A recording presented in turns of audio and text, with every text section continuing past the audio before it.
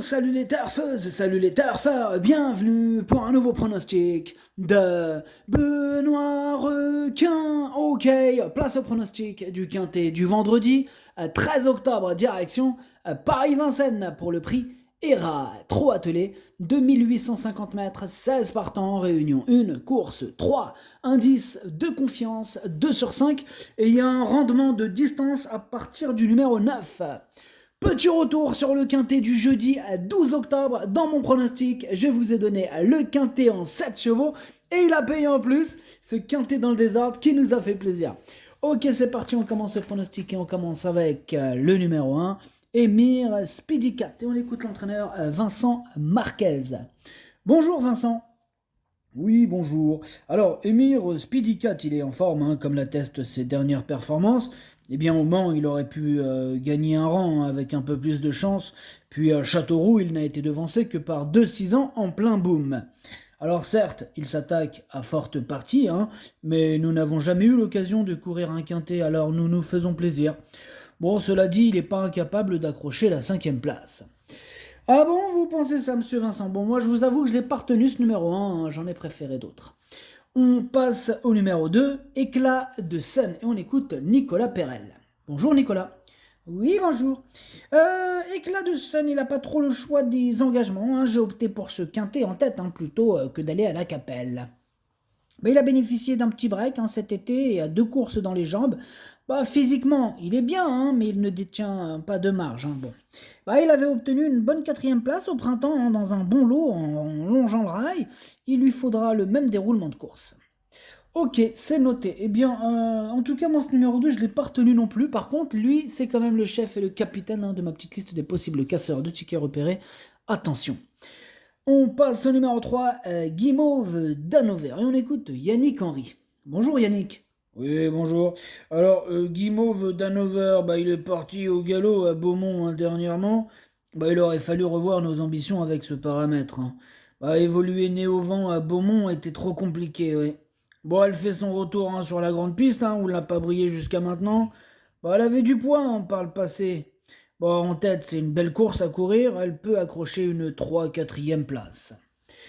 Ok, merci Yannick. Eh bien, en tout cas, ce numéro 3, lui non plus, je ne l'ai pas retenu. Par contre, c'est un regret. C'est mon deuxième cheval de complément au cas de non partant. Attention. On enchaîne avec le numéro 4, Falco du Hamel. Et on écoute Emmanuel Varin. Bonjour Emmanuel. Oui, bonjour. Alors, Falco du ML, hein, il est bien placé en tête, hein, sans les 6 ans. Ce sont des courses à courir. Pour autant, il ne détient pas du tout de marge de manœuvre à ce niveau. Il va donc falloir jouer serré et faire le rail, hein, pour espérer une toute petite place. Avec du rythme, hein, il n'est pas hors d'affaire. D'accord, merci Emmanuel. Moi, en tout cas, ce numéro 4, je ne l'ai pas retenu. On passe au numéro 5, Gai Matin, et on écoute Guillaume Gillot. Bonjour Guillaume. Oui, bonjour. Gai Matin, il reste sur 4 disqualifications, mais ce n'est pas pour autant un cheval fautif. Eh bien, il a perdu la victoire après enquête, hein, cet été à Cagnes, et avait connu le même sort à Anguin au mois de juillet, alors qu'il était deuxième. Il y a certainement un grain de sable dans la machine, hein. Il a peut-être pas apprécié le déferrage à répétition, là il restera plaqué devant, et j'en attends une réhabilitation. Ok, merci Guillaume. C'est vrai qu'il donne mal à la tête, hein, ton Gai Matin, là. Oh là là, toutes ces disqualifications ces derniers temps. Comme tu dis, c'est pas un cheval fautif, mais quand même, hein, ça commence à faire beaucoup, là. Enfin bref, j'ai osé ne pas le retenir en sachant qu'il peut bousiller du ticket, celui-là. Mais bon, c'est mon choix. Ce numéro 5, c'est lui mon gros regret, du coup. Et c'est lui mon cheval de complément. Cas de nos partants, attention, possible cassage en vue. On passe au numéro 6, Dana Papa, et on écoute Adrien Pereira. Bonjour Adrien. Si, bonjour. Donna Papa, il n'était pas au mieux cet été et a été soigné. Il revient bien et n'a pas bénéficié d'un bon déroulement de course dernièrement à Chalon. Alors bien qu'âgé de 10 ans, il est toujours fringant. Je l'ai drivé tout l'été, mais je fais cette fois appel à un pilote, hein, pour ce bel engagement au premier poteau. Le lot est bien composé, mais je crois capable d'accrocher la 5e, voire la 4e place. Ok, merci Adrien. Moi, ce numéro 6, je ne l'ai pas retenu. Bon, il est quand même en plein milieu, hein, de ma petite liste des possibles troubles faits. Attention tout de même. On passe au numéro 7, Fidèle Madrid, qui on écoute Emmanuel Varin. Encore Emmanuel Varin. Oui, encore toi, Emmanuel. Eh oui, Fidel Madrid, il n'a pu être lâché, il a fini par s'enlever près du but mardi à réclamer. Il aurait pris la deuxième place. Hein, bon. Il n'a pas été marqué par ses efforts et courir à 3 jours ne sera pas un problème. Comme Falco Duhamel, il ne dispose pas de marge de manœuvre. Il est en forme, il va faire de son mieux. J'ai pas de préférence entre mes deux élèves. Ok, eh bien, entendu, Emmanuel. Moi, ce numéro 7, je l'ai pas retenu, mais il est à l'arrière de ma petite liste des possibles troubles faits. Méfiance tout de même. Et on enchaîne avec le numéro 8, Floralise d'Autou. Et on écoute Mathieu Varin. Il y a toute la famille Varin. Ok, Mathieu, bonjour. Oui, bonjour.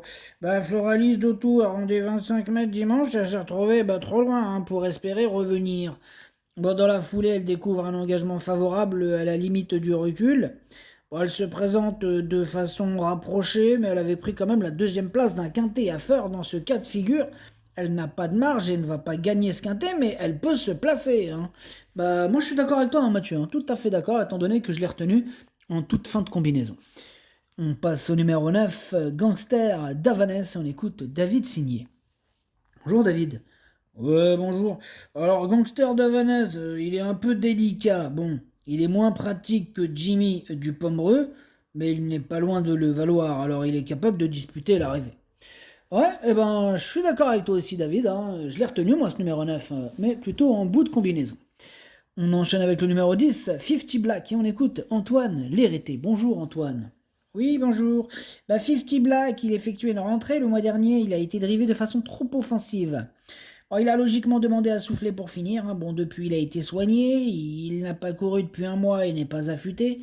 Pour cette raison, il restera ferré. Ce n'est jamais facile de rendre la distance. Cela dit, face à une telle opposition, il n'a peut-être pas besoin d'être à 100% pour faire l'arrivée. Hein. Ouais, sur sa classe, on est d'accord. Ce numéro 10 peut faire mal. Attention, moi je l'ai mis quatrième. On passe au numéro 11, Funky d'Albe. On écoute Jean-François Sonnet. Bonjour Jean-François. Oui, bonjour. Funky d'Albe, il avait hérité d'un numéro en dehors. Il s'est retrouvé assez loin dernièrement. C'était alors difficile de revenir.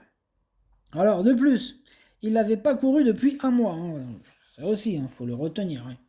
Là, il va se présenter plus affûté ce vendredi. Il est aussi bien que lors de ses succès de l'été.